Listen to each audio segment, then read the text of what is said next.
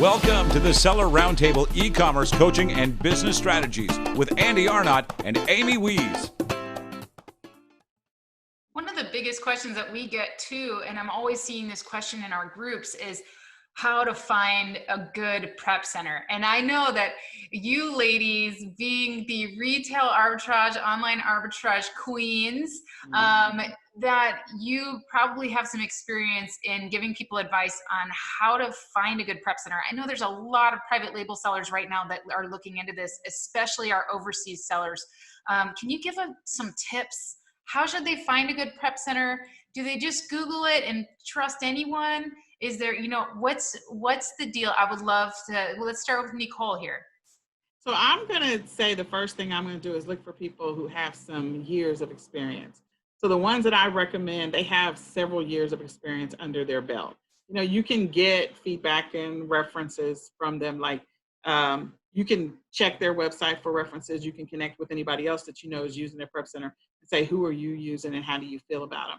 But the biggest thing is who has that history of being able to do it. And so, the one that we invited 2 prep centers to be part of it, because the timing, it has to be a God thing.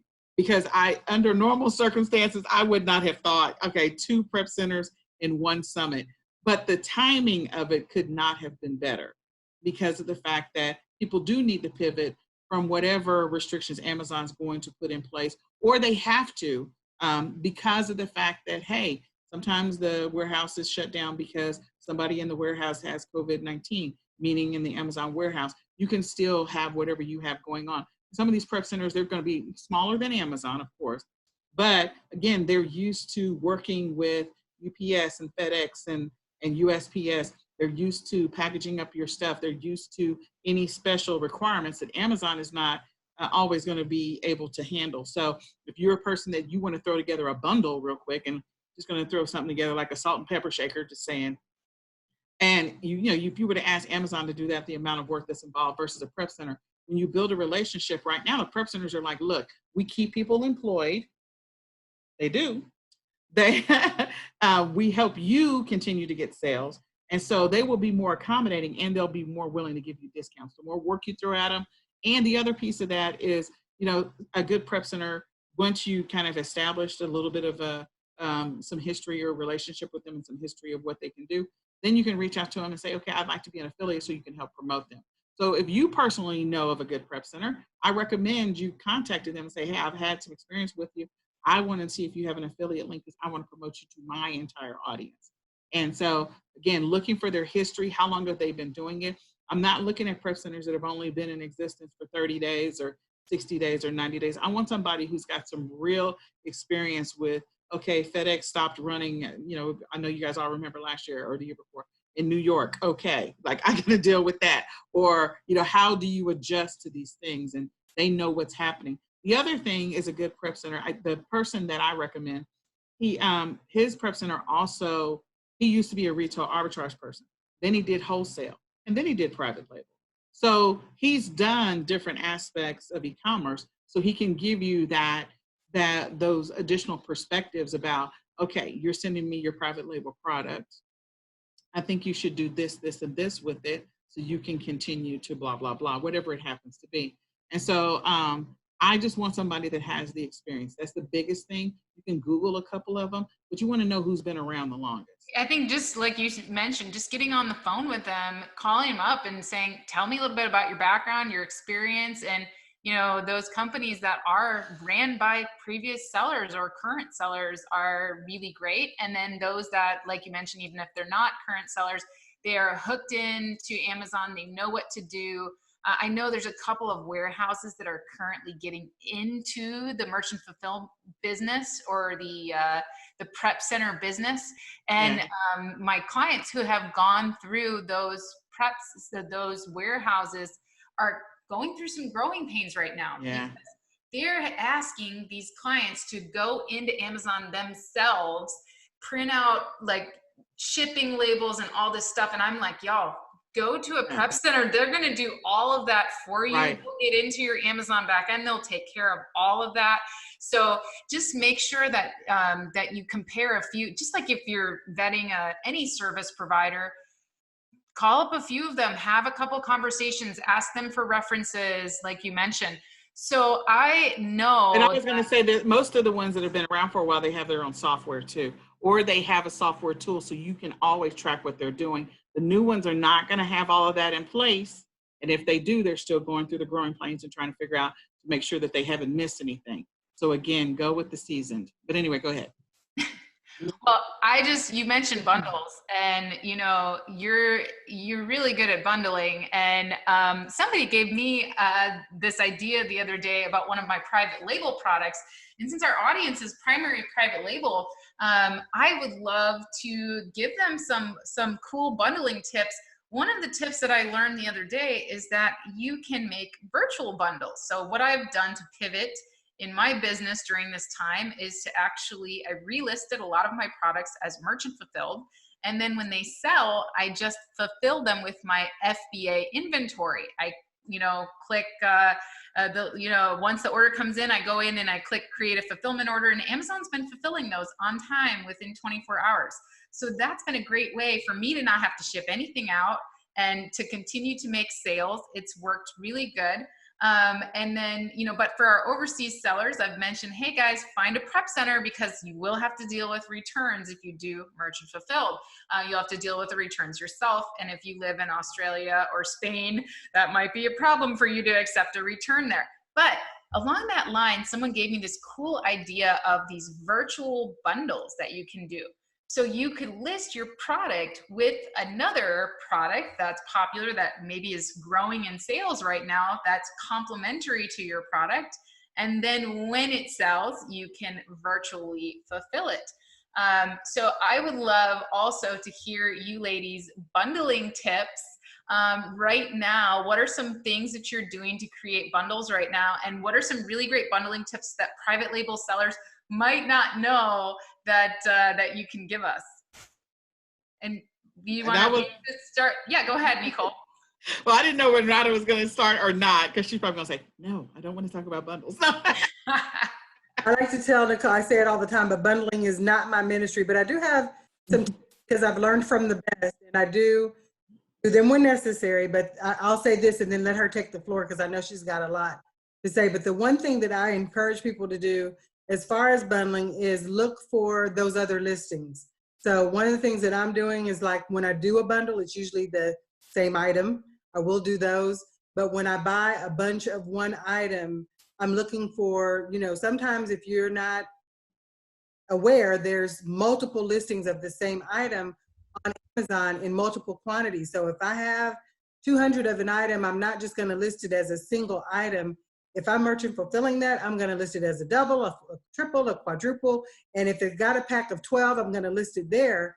Those are the bundles that I typically do. And those are, I call them virtual, because even if my products are at Amazon, I'm going to do a merchant fulfill listing, and then I'm just going to fulfill it from my inventory that's up there. Go ahead, Nicole. I know how she feels about bundles. So yeah, multi-packs are always a good way to make money. So one of the things that I would tell people, definitely do some research on what really makes sense to go together. So if there's already something, and I'll use salt and pepper shakers again. So those two are common. They go together because we always think, when you think of salt, where's the pepper? And, so we always think of that. But what other things could people be buying that might be going with that item? So if you're a person that's selling salt and pepper shakers already, what are some other things right about now that people are running out of? So like the other day, my brother sent me to the store. He wanted some garlic salt. So garlic salt, not necessarily salt and pepper, but if I was selling a combo, doesn't hurt to add garlic salt in there. Maybe there's a multi-pack that already makes sense. So one of them that's very popular, people can go look at it right now, is in Trader Joe's. If you look up Trader Joe's, they have like the bagel seasoning, which is true. And then with that bagel seasoning, you'll see all of the other types of seasoning available. So you'll see the bagel seasoning by itself, bagel seasoning with a 2-pack, bagel seasoning with a 4-pack, and then you'll see the bagel seasoning with like 6 or 7 or 5 or 6 other seasonings that have nothing to do with bagel seasoning. So the fact that they're all seasonings, somebody's selling them in a bundle, whereas the other things where they're just doing 2 of it or 4 of it is a multi-pack. So look for things that already, like, look it up by name instead of just scanning see. Because if you look it up by name, you'll be able to find those multi-packs out there. The other thing is look at your product that you have right now. Maybe it's a private label product. How could this particular product be used for a different purpose?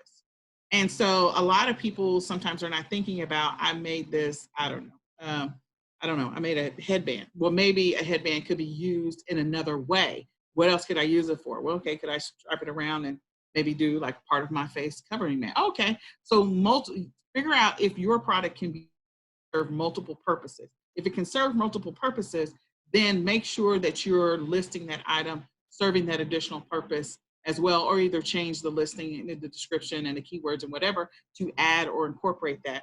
And then the third thing is, if I am buying your private label product, what other accessories or ancillary things do I need to either use it or would I use with it? So I know that you do like kitty litter cleaner. I forget the name of your thing. I'm sorry. That's okay. Jacob Topic actually gave me a cool idea the other day. He said, Amy, you should bundle your cat litter box cleaner with the most popular litters. Yes, even if that was what I was getting ready to say. He said, even if you lose money in the beginning, your product will be shown as frequently bought with that litter all the time. And you're going to sell a ton more of that product. And I was like, oh, man, I didn't even think about that. You learn so much from the people that sell multiple brands of different things across many different categories. And so, you know, not as a long-term thing, but as a short-term thing, that's just a cool bundling tip. So. Oh yeah. And that was what I was going to say, is like sell it with some kitty litter for sure, because that's what I would do. The other thing is, like, for those of you that got school supplies right now, like school supplies are a perfect example. You know, most people, they probably pulled their school supplies back after back to school. Now you got it listed because people will buy it all day, merchant fulfilled, trust me. Kids, backpacks and stuff are still sitting in their desk or in their lockers at school, and parents are trying to figure out, I can't use this permanent marker for this. I need a pencil. Where's a pencil? You know, or where's a composition notebook? So people are needing those things. So selling multi-packs of those, but looking at what other things that that make sense to go together and how you can use your product in a different way, or what else could go with it. We may not be buying backpacks with school supplies in them, but we need all the other stuff. And what about the construction paper? And what about the crayons? And what about the markers? Like, just put it all together. So even if you have 2 multi-packs that you already did, or 2 bundles, put the 2 bundles together to make a mega bundle. And so there's just so many different ways in which you can, you know, help solve some problems right now. And especially for the kids, parents are going to be looking for stuff for the kids to do all summer long. So if there is a toy that serves multiple purposes, like maybe it's a little miniature badminton table table tennis thing that maybe also that I can play pool with, that I can also do the little basketball finger thing with, like it does multiple things. Look for those types of toys that you can put together, and then maybe the little balls that would go with it, add that as an extra bundle to go with that multi-purpose toy. So, I mean, I could go on and on about bundles, but because I love bundles. That's awesome. I love bundles too. I think that I love selling in all different ways. And I love that we are giving our audience today some great ideas and hopefully some motivation to get moving, you know, to feel better. I know one of the biggest problems that people have had is lacking motivation. How do they get motivated so how are you ladies staying motivated right now? I'll start with Renata. How are you staying motivated on a daily basis? And what's your advice for others to stay motivated? Any podcasts or business books or anything that you're doing to stay motivated right now? Well, as I mentioned, I'm having a lot of merchant fulfill orders right now. And I know that, as you know, some of the items that I don't have access to die down, some of that will change. But for anyone that's not doing or hasn't been selling online full time, I'm a full-time seller. So every time I open a new bill, I'm motivated to sell. The bills keep coming, and so the sales need to keep coming as well. But if you are, you know, just kind of dreading getting out of the bed, I've got, you know, like a playlist that I'm putting on for my son because he wants to sleep late. And, you know, it starts with, you know, I'm happy. But when I hear it come on in the morning, I'm like, okay, I'm going to go get him out of bed. And the first thing that I'm doing is I'm getting up, taking care of myself. I've got my prayer meditation time, and then I get a little workout in. and then I'm ready to go. But if, you know, if I find myself like getting in a slump throughout the day, then there's going to be a lot of things that I'm looking at, you know, going forward. This is the time right now for me to make changes, you know, tweak little things, optimize my listings, get everything going so that when, you know, we're not in the PC movement anymore, you know, that my business is operating a little bit better. So if you haven't started your business, just know that on the back end of this, it's not going to look the same. So we've been talking about the future of e-commerce, and we're in it. So there are people that are online right now, and most people should be able to attest to this. You're buying things online that you hadn't before. You know, you got the older people that have never been online that are having to do that now, whether it's a doctor's appointment or getting their prescriptions filled, in addition to the younger kids that may not have been used to getting onto a certain platform to do their schoolwork or whatever. When this is all said and done, people are going to continue to buy online. People that hadn't done it before realize, oh, I can get this delivered straight to my house and I don't have to, you know, go out and actually fight the crowds or whatever. I feel like there's going to be an extreme uptick after this is all over, people that are buying online. So if you haven't started, there's no better time to get started. And if you're already going, just know that on the other side of this, your sales could increase exponentially. Now's the time to find and tweak that perfect private label product, get all of the ideas and everything written down, find out exactly, you know, who your suppliers are that you need to contact. When all this is over, you can come out of the gate running. So that should be motivation for anybody. Like right now, if you've got some downtime, don't spend it in a doom and gloom. You know, spend it thinking about the future. Like I said, I have a feeling when this is all over, people are going to be so excited to get out. They're already buying. They're buying now thinking, you know, when we can go to the beach, I'm going to need this and I'm going to need that. So, you know, just think about all of those things that are coming in the weeks, months to come. People are going to be super excited about. Let that be your energy. Let that be what motivates you. You know, if you like to do something, whether it's a beach or whatever that vacation looks like, let that be your motivating factor now to get your business started or to optimize your business. So when it's done, you can come out of the gate running. Awesome. I love that. What about you, Nicole? What are you doing to stay motivated right now? And what do you recommend other people do? Well, you know, I'm going to echo some of the things that Renata said. Definitely, you know, one of the things I tell people to do is just get away from the news. That's hard for all. It's everywhere. It's in your news feeds. It's in your every social media platform. It's everywhere. And you're checking on people that you care about. So it's always in the back of your mind. But, you know, I tell people that I try to focus on the things that are going to help me. The energy around what we are all feeling right now is normal and natural because we are human beings, first of all. So grace and mercy is required not only for others, but for yourself, and patience with yourself. But the other side of that is definitely looking beyond right now. And as Renata had said previously, and Andy had echoed, you know, there will be millionaires that may be made at this. You know, from 6 months from now, 9 months from now, there will be millionaires. And not because people are greedy, not because people in the middle of this situation, they continued to move forward. They continued every day to take that next step forward, keep going forward. Don't stop, keep going forward. So I liken it to when I talk about me pivoting way back when we first started, is that the real motivator for me was my kids. I had to figure out a solution many, many years ago when it came to my kids and their therapies because I didn't know the cost of what autism ABA therapy was going to be, speech therapy, occupational therapy. So before COVID-19, I was always trying to figure out solutions to my problems. I was always out there going, okay, I have to think about my kids now because if I don't think about them now, what will they look like when they're 20 or 30? And how will the world treat them if I don't try to help them while they're little? So it is about truly thinking about the future and not staying in the mindset of where you are right now. It is every action that you're doing today is one step closer to what the future will look like for you tomorrow. That is the way I always looked at it. So for me, it was about trying to figure out, okay, how can I make some money to be able to cover their therapies? What do I need to do? What's my hustle? I sold life insurance. I used to have garage sales all the time. I owned a candy vending business, but I was always in search of solutions. I wouldn't allow myself to stay in the woe is me. I acknowledged it. I would allow myself to have a 5 or 10 minute pity party, but I got up, put my big girl panties on, and I kept moving forward, trying to do what I needed to do, because I knew that Nicholas and Tony were going to go from being 2 years old to 4 years old to 6 years old to 16 years old to 26 years old one day.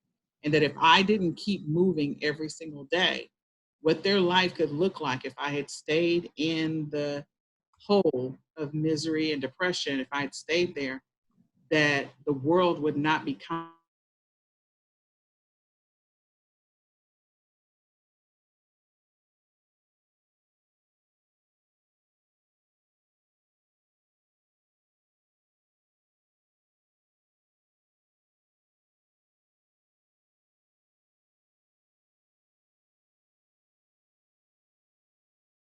Music on. I do that for my son. I'm not a big music person, but I am. him, as soon as he's jumping up, I'm like, this is how I'm waking him up every day. And then I take my time, but it gives me, that push that I need to say, we can't stay in this place. You've got to find the bright light at the end of all this and keep moving. It's like Nicole said, what's your family looking at you for?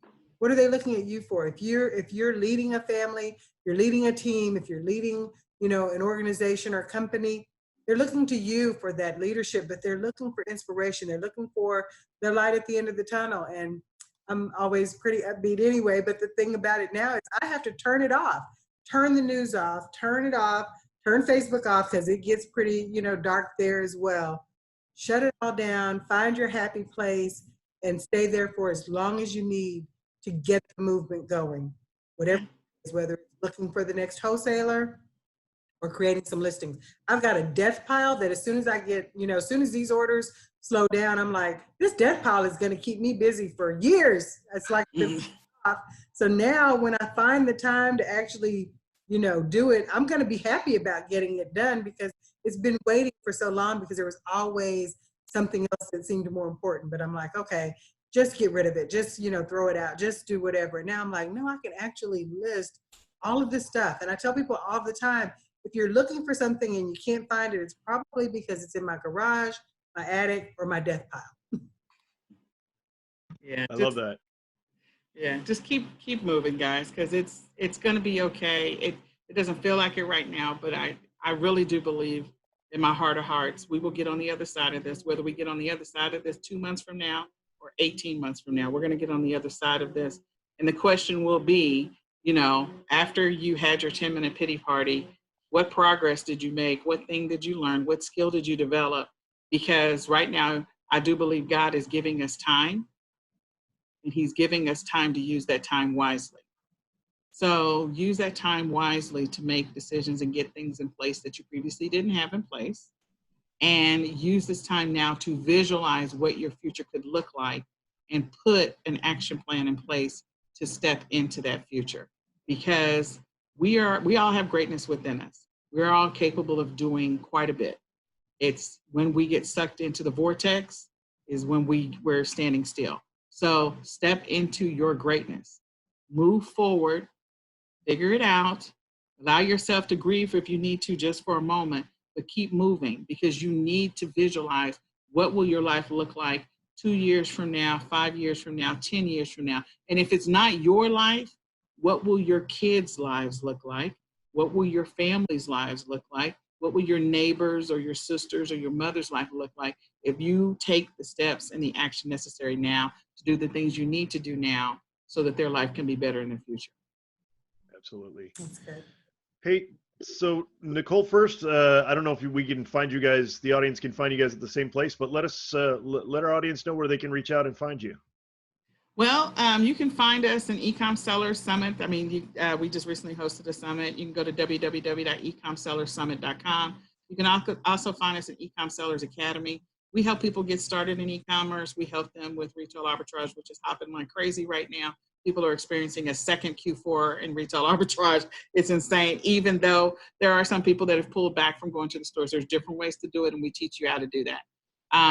And you can also find us, we have a couple of other pages as well, but those are the two primary ones. And, we're here to help people. We're here to serve people more than anything else. We're here to serve people because, go ahead. It the viewers are on Facebook, one of the things that we do as a service is the Ecom Sellers Mastermind. We encourage everyone to join there. We have a great community. It's a free group, and we just, bounce ideas off of each other. We post news articles in there. And if something comes up, it's a great place to get started, just kind of poke around and ask questions if you haven't gotten started. But there's a group of people out here that have already been through some of the things that you're wondering about. So you might as well get plugged in, start asking questions. You can find your mojo in there, people that will, jump in and answer your questions, and just get started. Awesome.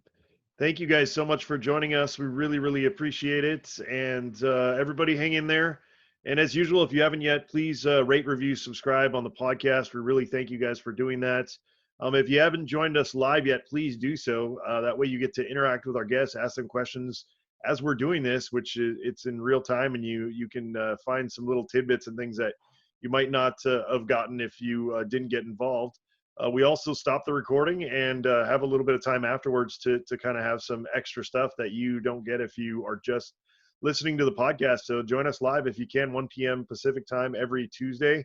To get there easily, you can just go to sellerseo.com/SRT.